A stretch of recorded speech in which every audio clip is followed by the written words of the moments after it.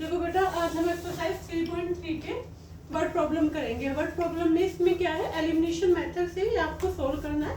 इससे पहले आपने सब्स्टिट्यूशन मेथड सीख चुके हो, अब एलिमिनेशन मेथड से आप इसे हम कैसे सोल्व करते हैं वो देखोगे। देखो बेटा, क्वेश्चन नंबर 1 मैं पहले ऑलरेडी करा चुकी हूँ, आप जाके मेरे लास्ट वीडियो में भी देख सकते हो। एलिमिनेशन मेथड मैंने समझा दिया। आज मैं वर्ड प्रॉब्लम समझाऊंगी, तो वर्ड प्रॉब्लम में आपका एलिमिनेशन मेथड भी क्लियर हो जाएगा और वर्ड प्रॉब्लम काफी इंपॉर्टेंट भी है। क्वेश्चन नंबर 2 में लिखा है फर्स्ट पार्ट में कि if we add 1 to the numerator and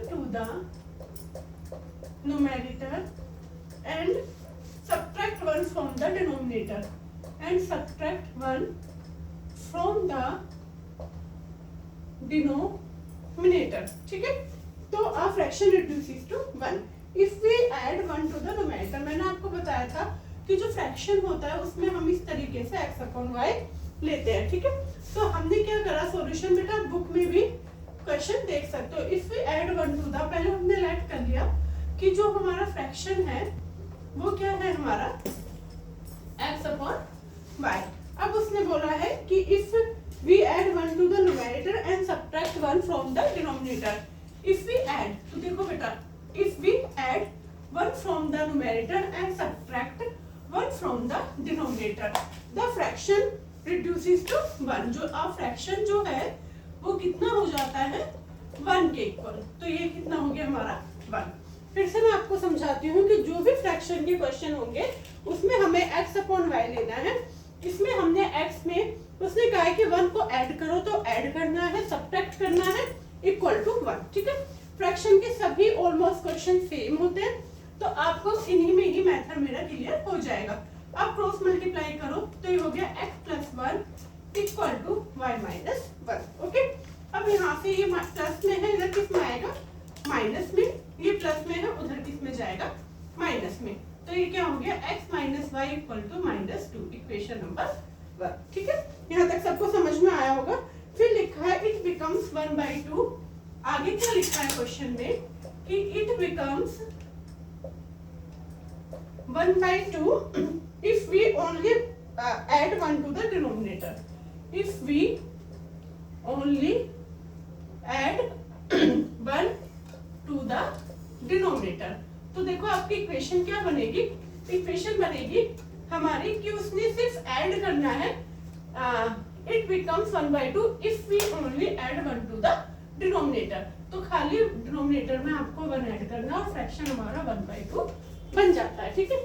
अब हम इसमें क्रॉस मल्टीप्लाई करेंगे तो 2x equal to y plus 1 या 2x minus y equal to 1, equation number 2, ठीक है। अगर किसी बच्चे को एलिमिनेशन मेथड नहीं आता है तो मैं अब इसमें आपको एलिमिनेशन मेथड सिखाऊंगी।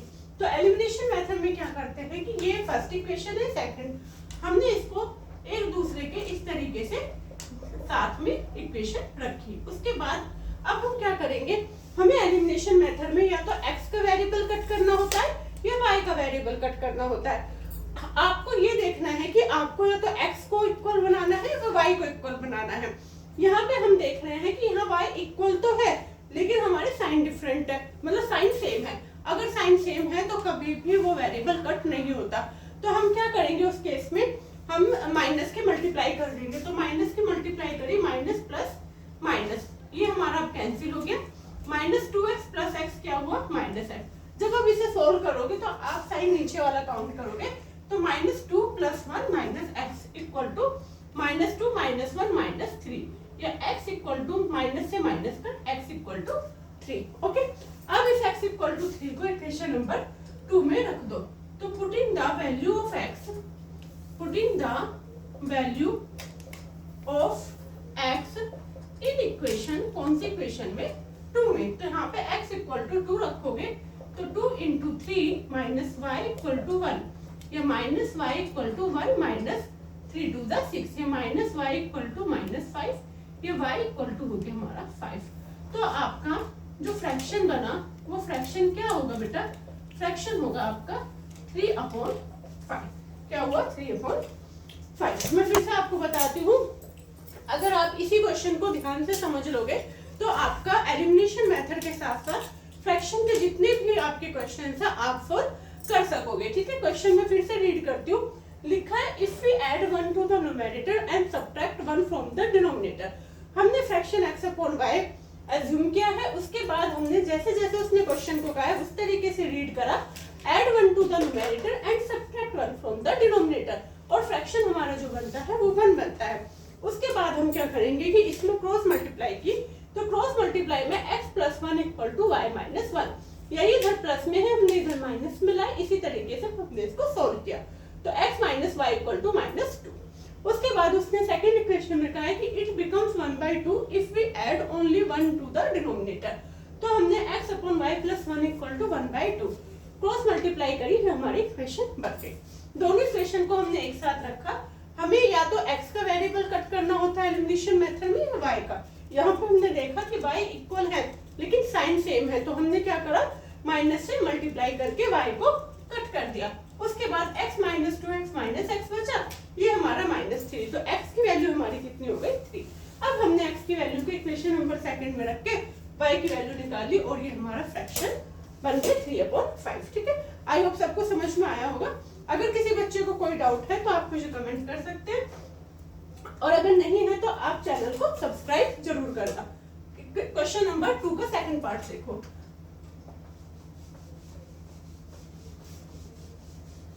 सेकंड क्वेश्चन, आप क्वेश्चंस रीड करते रहिए, है ना।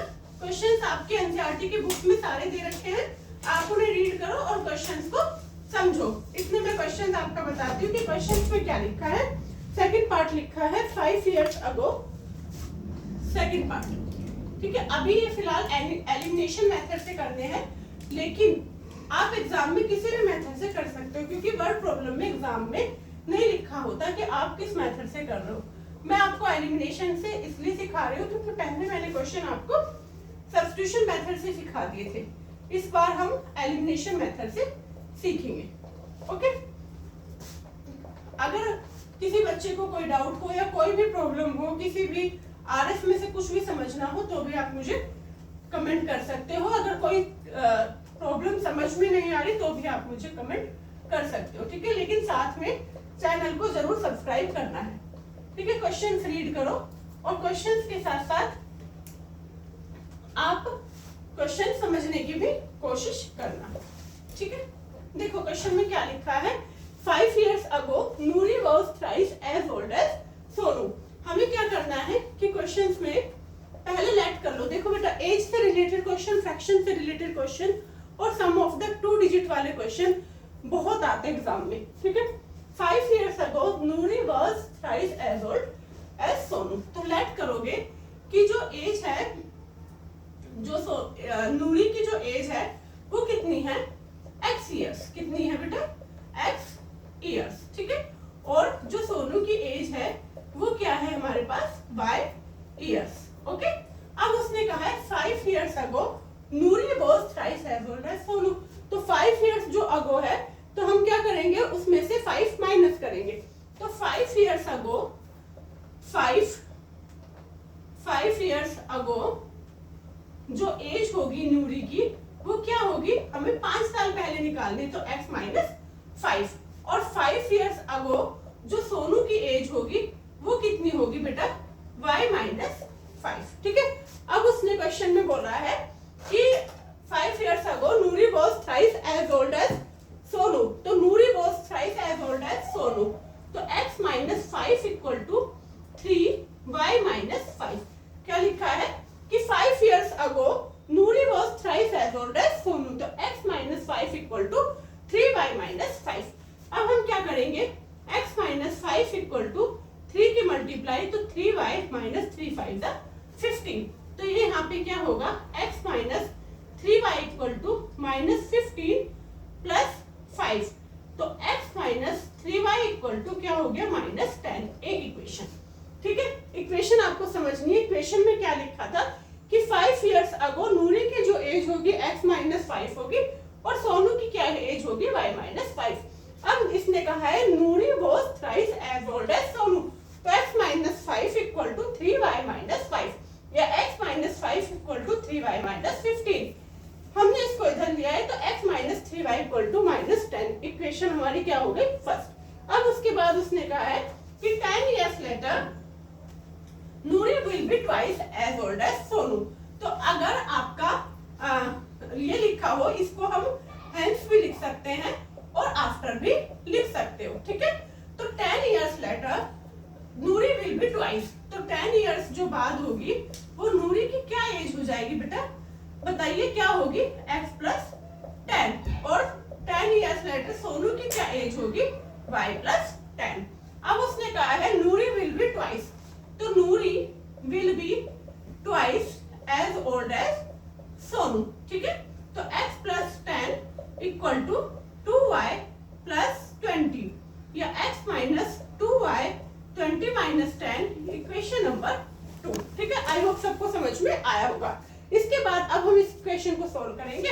इक्वेशन फर्स्ट और इक्वेशन सेकंड को एक साथ लिख लो। हम यहाँ पे चेक कर पा रहे हैं कि यहाँ पे भी जो है हमारी वेरिएबल सेम है, x के वेरिएबल सेम है, तो हम क्या करेंगे, हमने साइन चेंज करा, माइनस प्लस प्लस, ये कैंसिल हो गया, 3 माइनस 2y और 10 प्लस 2 10, तो y equal to 20 years, okay. तो सोनू की क्या एज है, 20 ईयर्स। अब हमारी नूरी की क्या होगी, y की वैल्यू को इक्वेशन फर्स्ट में रख दो। तो इक्वेशन फर्स्ट में y की वैल्यू रखने पर तो x minus 3y equal to minus 10 या x माइनस 23 जा 60 इक्वल टू माइनस 10 और x equal to minus 10 plus 60, तो x की वैल्यू क्या हो गई, 50 ईयर्स, ठीक है। तो x इक्वल टू 50 और y इक्वल टू 20। देखो बेटा फिर से मैं समझाती हूँ। क्वेश्चन में एक तो एज के आप जो भी आंसर निकालोगे वो सब किस में होने चाहिए, प्लस में, माइनस में। अगर आपका आंसर निकल रहा है तो इट मींस वो रॉन्ग है। मैं फिर से क्वेश्चन को आपको समझाती हूँ। क्वेश्चन में लिखा है 5 years ago Noori was thrice as old as Sonu, मतलब आपका 5 साल पहले की एज निकालनी है। इसके लिए हमने क्या करा, पहले क्वेश्चन में नूरी और सोनू की एज जो है हमने लेट कर ली। उसके बाद 5 years ago Noori equal to x minus 5 और जो सोनू होगी वो y माइनस 5, ठीक है। उसके बाद x minus 5 equal to 3y minus 5, okay. यहाँ पे क्योंकि उसने बोला है कि she was thrice as old as this, तो x minus 5 equal to 3y minus 5 हमने इक्वेशंस में मल्टीप्लाई करी, मल्टीप्लाई करके हमने एक इक्वेशन बना ली। उसके बाद 10 years later Noori will be twice as old as Sonu, तो हमने 10 years later मतलब x प्लस 10 y प्लस 10 और ये इसकी ट्वाइस है। उसके बाद हमने x प्लस 10 2y प्लस 20 दोनों इक्वेशन को एक साथ रखा, देखा कि वेरिएबल x की सेम है लेकिन साइन सेम थे, तो हमने क्या करा, साइन चेंज के लिए माइनस की मल्टीप्लाई कर ली। और बेटा जब भी हम एलिमिनेशन मेथड में साइन की मल्टीप्लाई करते हैं तो सोल्व करते बार नीचे वाला साइन ही काउंट करते हैं। तो y की वैल्यू 20 हो गया। अब y की वैल्यू किसी भी इक्वेशन में पुट करके आप x की वैल्यू को निकाल सकते हैं, ओके। आई होप समझ में आ गया होगा। समझ में आ गया तो आपको समझ के साथ साथ चैनल को भी सब्सक्राइब कर देना है। आ जाओ नेक्स्ट थर्ड पार्ट पर।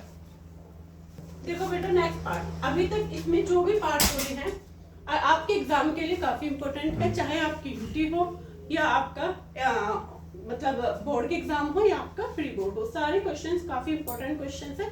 और अगर आपने हर क्वेश्चन का मेथड क्लियर कर लिया ना तो आपको कोई भी क्वेश्चन, इस तरीके का कोई भी क्वेश्चन आप कर सकोगे, चाहे वो सम ऑफ 2 डिजिट्स के हैं, एज के हो या फिर फ्रैक्शन के।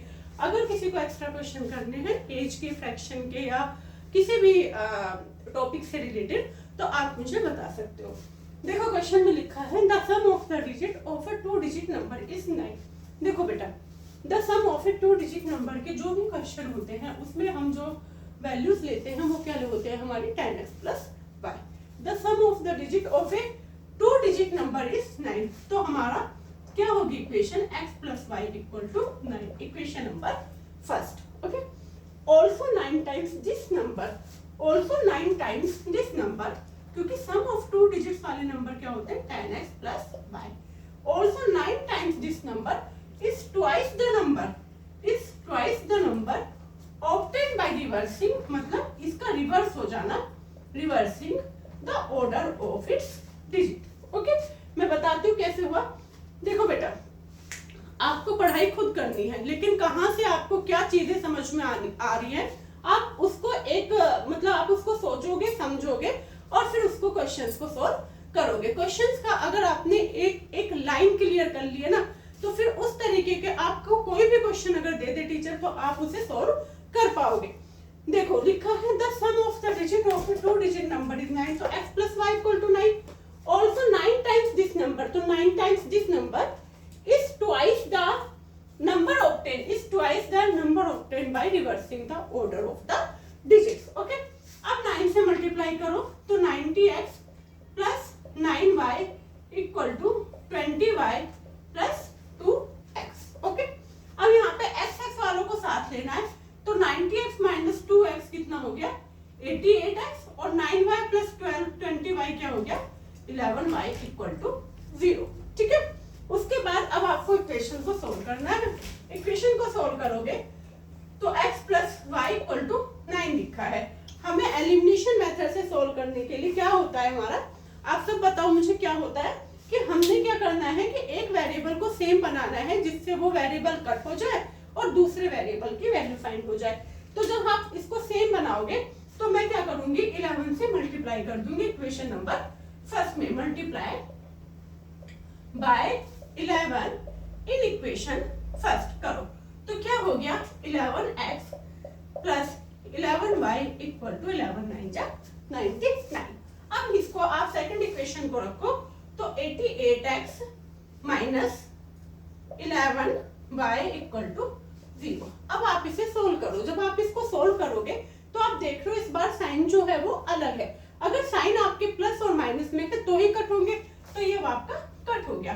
88 प्लस 11 99x इक्वल टू 99, या x इक्वल टू 99 अपॉन 99 क्या हो गया 1. ओके, अब x की वैल्यू आप किसी भी इक्वेशन में पुट करो.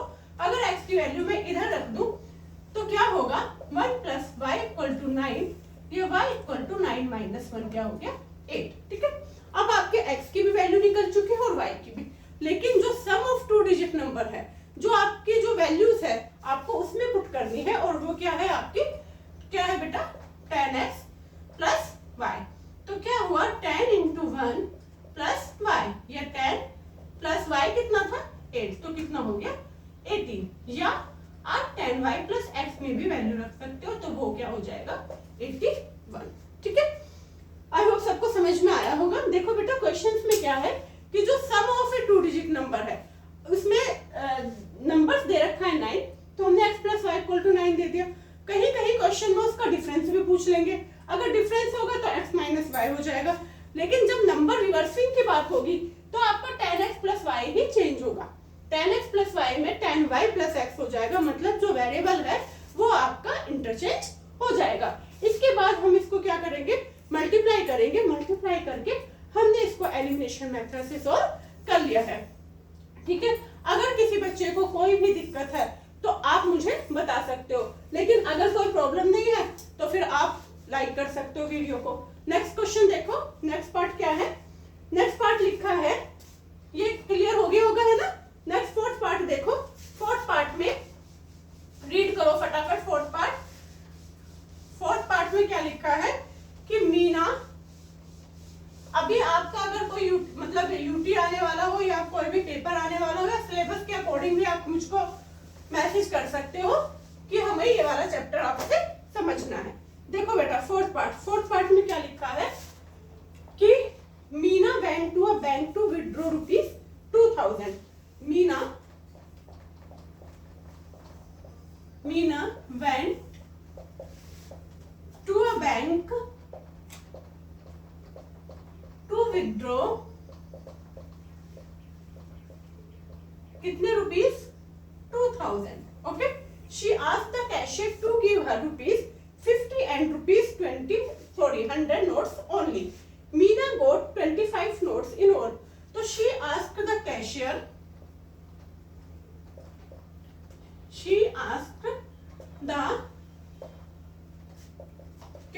to give her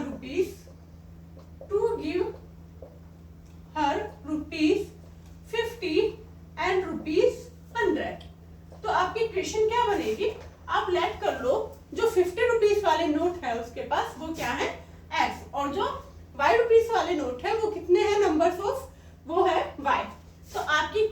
हो जाएगी 50x plus 100y equal to 2000, equation number first. ठीक है, उसके बाद उसने कहा है Meena got 25 notes in all, मतलब जो उसने नोट्स जो लिए हैं मीना ने, वो कितने लिए हैं बेटा 25 नोट्स। तो कितने हो गए इन ऑल, तो क्या हो गया x plus y equal to 25, equation number second. ठीक है, अब आप इस इक्वेशन को 50 से डिवाइड कर दो।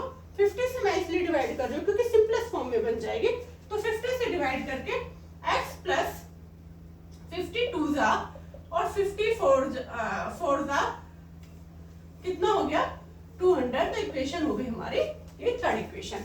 मैंने क्या करा 50 से पूरी इक्वेशन को डिवाइड कर दिया, ये हमारी सिंपलेस्ट फॉर्म में बन गई। अब हमारी सेकंड इक्वेशन थी x plus y equal to 25, इसको सोल्व करो, माइनस माइनस माइनस, ये कैंसिल, यहाँ क्या बचा y और यहाँ क्या बचा 15।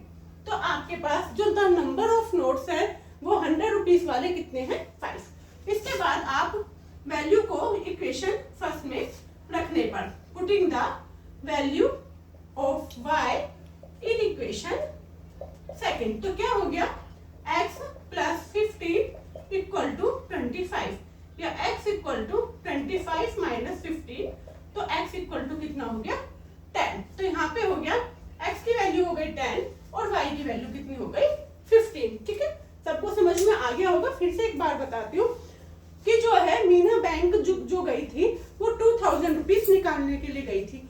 अब उसने कहा कि उसे 50 और 100 रुपीज के ही नोट्स चाहिए, और 50 और 100 रुपीज के जो नोट है ना वो टोटल मतलब निकालने हैं, और कितने निकालने हैं 2000। तो मैंने लेट कर लिया कि जो द नंबर ऑफ 50 नोट्स हैं वो x है और द नंबर ऑफ 100 वाले नोट्स हैं वो y है। तो 50x plus 100y equal to 2000, और जो टोटल नंबर ऑफ नोट्स हैं वो कितने हैं 25, तो x plus y equal to 25। ठीक है, दोनों इक्वेशन समझ में आ गई होगी।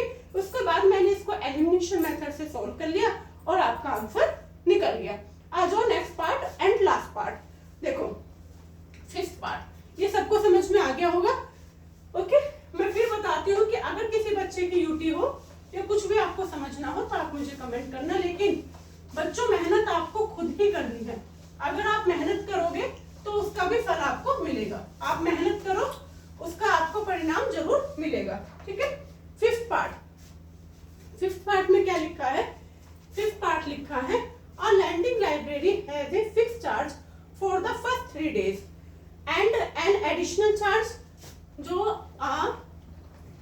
क्वेश्चन तो बेटा आप बुक में से भी पढ़ सकते हो, मैं सिर्फ इसलिए लिख देती हूँ कि जिससे क्वेश्चन करने में मुझे आसानी हो, है ना।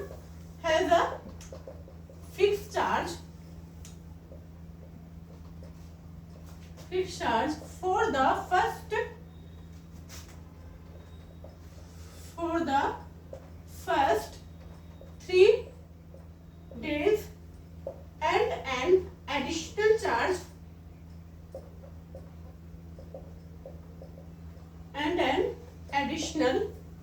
charge for each day thereafter। ठीक है, आप पढ़ लेना, क्वेश्चन रीड कर लेना। सरिता paid ₹27 for a book kept for 7 days, for a book kept for 7 days। Okay, जबकि जो शशि है वो पेड करती है रुपीस कितने 21 और कितने दिन के लिए for 5 days। ओके, आपको क्या निकालना है, क्वेश्चन में निकालना है fix charge and the charge for each extra day. ठीक है, अभी आपने क्या लिखा है कि the lending library has a fix charge for the first 3 days and an additional charge, उसके बाद जो देयर आफ्टर होगा सरिता पे ₹27 फॉर कैप्ट फॉर 7 days। तो 7 days के लिए उसके बाद वो फर्स्ट 3 days के लिए बुक ले लेती है और उसके बाद आपको एक्स्ट्रा चार्ज देना पड़ेगा।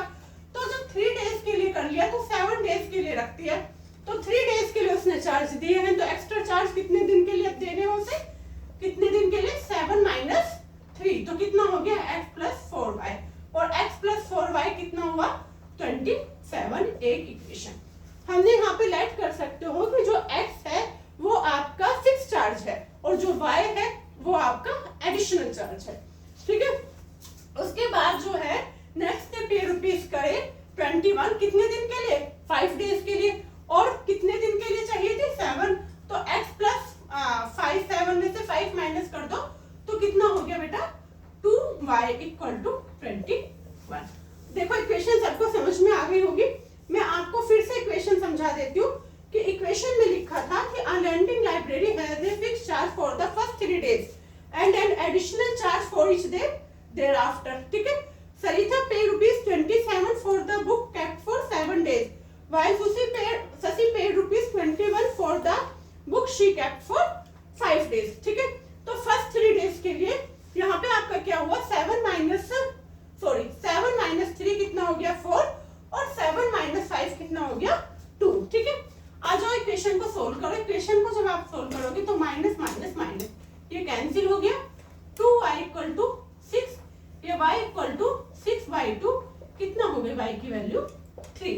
उसके बाद आप y की वैल्यू को इक्वेशन नंबर फर्स्ट में रखने पर putting the value of y in equation first, तो फर्स्ट में रखोगे तो यहाँ पे क्या हो जाएगा x प्लस 4 3 12 इक्वल टू 27 या x इक्वल टू 27 माइनस 12, 7 2 5 और 2 1 1, ये आ गया आपका x इक्वल टू 15 रुपीज जो फिक्स चार्ज है और y इक्वल टू 3 जो आपका एडिशनल चार्ज है। फिर से मैं आपको क्वेश्चन समझाती हूँ कि क्वेश्चन में 7 डेज के लिए है तो 7 माइनस 3 मैंने किया तो 4y इक्वल टू 27, जबकि ये जो पे करती है 21 फॉर द 5 डेज तो 7 माइनस 5 2, तो x plus 2y equal to 21। उसके बाद हमने इसको एलिमिनेशन मेथड से हमने इसको सोल्व कर दिया है। 27 माइनस 21 ये कैंसिल हुआ, इतना आया y इक्वल टू y की वैल्यू हमने रखी, हमारे x की वैल्यू इतनी आ गई, ठीक है। आई होप सबको क्वेश्चन समझ में आया होगा। अगर सबको क्वेश्चन समझ में आए हैं या कुछ भी आपको एक्स्ट्रा समझना है, आपको मेहनत तो देखो खुद ही करनी है, लेकिन किसका मेथड आपको समझ में आया है ये आपको सिर्फ चूज करना है। अगर आपको समझ में आ रहा है तो प्लीज चैनल को जरूर सब्सक्राइब करो। थैंक यू बच्चों।